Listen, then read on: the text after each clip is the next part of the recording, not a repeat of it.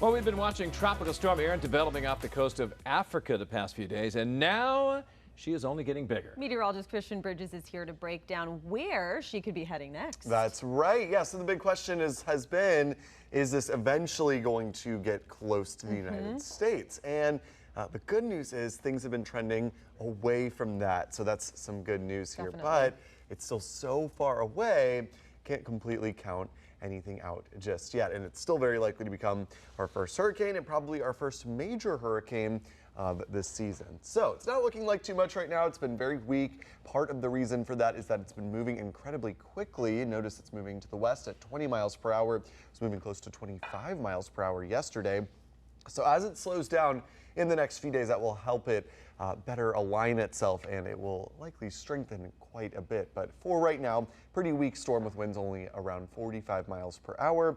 And again, it continues to move very quickly to the west at 20 miles per hour. Notice it's still 1,400 miles east of the Leeward Islands. So from the farthest islands of the Caribbean, it's still well to the east of there. So a long way to go before it ends up anywhere near the United States or into the western Atlantic. Now let's take a look at the track of Erin. It's going to continue to move to the west, gradually strengthening. By the end of the week and into the weekend, it's likely a hurricane and potentially becomes a major hurricane over the weekend. Now notice the track takes it just north of all of the islands of the Caribbean, the Greater Antilles and the Lesser Antilles, north of Puerto Rico. So good news there. And with a turn to the north at that point in its track, that makes us think it's probably staying offshore of the United States. It might not be too far offshore, may only just be a few hundred miles, and there will certainly be some impacts in terms of waves with this storm as it passes by offshore next week, but the likelihood of a direct hit on the U.S.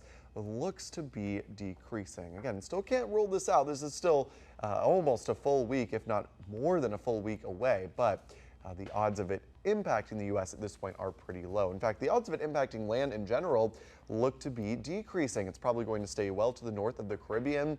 That was not looking to be the case yesterday. In fact, the trends have brought it further north from the Caribbean in the past 24 hours or so. So some good news there.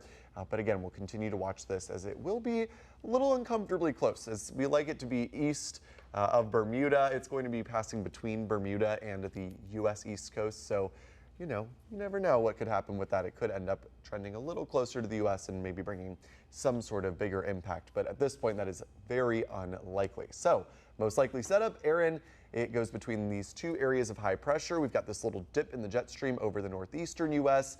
It will pass safely offshore. Again, this is the most likely scenario. This is how it was looking yesterday.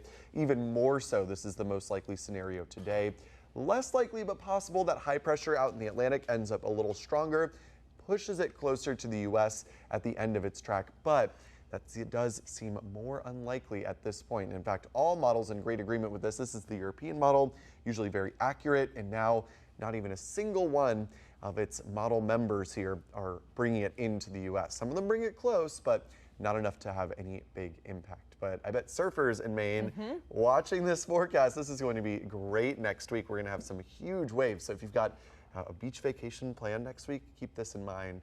Those waves could be a little tricky. Yeah, looking at that map, it looks like spaghetti. It looks like pasta fans will love that too. Yeah, spaghetti plot. Yes, and you're right. I mean, some people love the big waves. Some kids maybe don't, and might not be ready for, you know, huge waves crashing on them. Exactly. So, you know, something to plan accordingly for next week. A lot of times when we get these big hurricanes passing offshore of the U.S., we get several deaths or, you know, people getting injured because they were sucked out by a rip current because they underestimate the waves. So next week, you know, maybe you've got some beach plans, you've got little kids, maybe change what beach you're going to. Sure. You know, some of them are way more wave prone than others. And it's always good to have the buddy system. Look out for each other. Yeah. That's right. And don't swim alone. That's right. And if you've got any weather related questions that you'd like to ask our Weather Authority team, you can always email us at weather@wgme.com.